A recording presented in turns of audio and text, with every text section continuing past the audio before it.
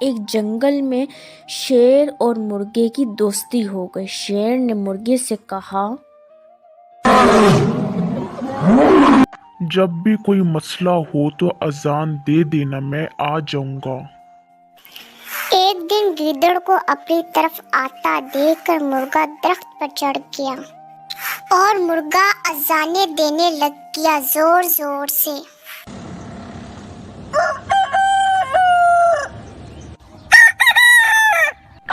گیدڑ بولا، نیچے آ جاؤ، نماز پڑھتے ہیں۔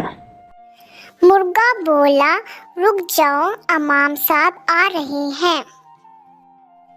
اتنے میں شیر کو آتا دیکھ کر گیدڑ بھاگنے لگا۔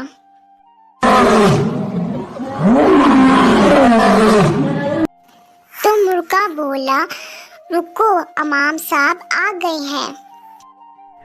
گیدڑ بھاگتے ہوئے بولا، یہ امام ہمارے فرقے کا نہیں۔